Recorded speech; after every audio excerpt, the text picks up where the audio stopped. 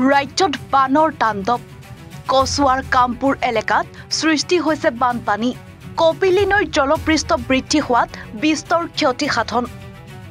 জলবিদ্যুৎ প্ৰকল্পৰ পানীৰ গেট খুলি দিয়াত কপিলী নৈৰ জলপৃষ্ঠ বৃদ্ধি হোৱাত হোজাই জিলাৰ দাঁতিকাষৰীয়া অঞ্চলৰ লগতে নগাঁও জিলাৰ কচুৱা কামপুৰ এলেকাত সৃষ্টি হৈছে বানপানী হোজাই জিলাৰ কপিলী নৈৰ বানপীড়িত কাষৰীয়া অঞ্চল পৰিদৰ্শন হোজাই জিলা আয়ুক্ত বিদ্যুৎ বিকাশ ভাগৱতীৰ ডিমা হাছাও জিলাৰ উমৰাঞ্চৰ খান্দং জলবিদ্যুৎ প্ৰকল্পৰ 7টাকৈ গেট খুলি দিয়াৰ পিছতেই ফেনে ফুটুকাৰে বৃদ্ধি পাইছে কপিলী নৈৰ জলস্তৰ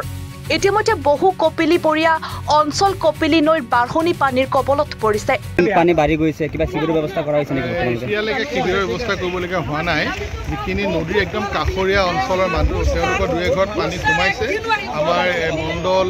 গাঁওবুঢ়া SDC অন্যান্য ছিনিয়ৰ অফিচাৰসকল ফিল্ডত ইতিমধ্যে ঘূৰি আছে তেওঁলোকে পৰিস্থিতি পৰ্যবেক্ষণ কৰি আছে আৰু যিবিলাক নদীৰ কিনাৰ মানুহ তেওঁলোকক ইতিমধ্যে আমি ইয়াৰ পৰা উলিয়াই নি ওচৰৰ নামঘৰ স্কুলঘৰত আমি ৰখাৰ ব্যৱস্থা কৰিছোঁ চ' ডেট আমি যাতে ৰিলিফ দিবলগীয়া হ'লে যাতে সহজতে দিব পাৰোঁ এতিয়ালৈকে বৰ্তমান কিমানখন গাঁও এনে পানীত এখনো গাঁও এতিয়ালৈকে সম্পূৰ্ণৰূপে হোৱা নাই দুই এঘৰ অতি ল' লাইন থকা জেগাত মানে দুই এঘৰ মাজত সোমাইছে বাকী তেনেকুৱালৈকে এতিয়া বানপানী হোৱা নাই কিন্তু পানী বাঢ়ি আছে তাৰ পৰা মই শংকিত যে বানপানী হ'ব পাৰে আৰু বানপানী হ'লে আমি যিখিনি ব্যৱস্থা ল'ব লাগে আমি ইতিমধ্যে তাৰ বিষয়ে প্লেনিং কৰিছোঁ মই আশা ৰাখোঁ ভালকৈ আমি মেনেজ কৰিব পাৰিম ৰাইজৰ কিবা অভিযোগ শুনা পাইছে ৰাইজৰটোৰ অভিযোগ আছে যোৱা বছৰ বানপানীৰ কথা কৈছে তেওঁলোকে আমিতো তদন্ত কৰিম আৰু মই আশা ৰাখিছোঁ এইবাৰ যিখিনি ৰাইজে কোৱাৰ কাৰণে মই আনন্দিত হৈছোঁ যে মোৰ নতুন যিহেতু এইটো অঞ্চলত কিবা নতুনকৈ যদি কৰিবলগীয়া হয় মই কৰিবলৈ এটা সুবিধা পাম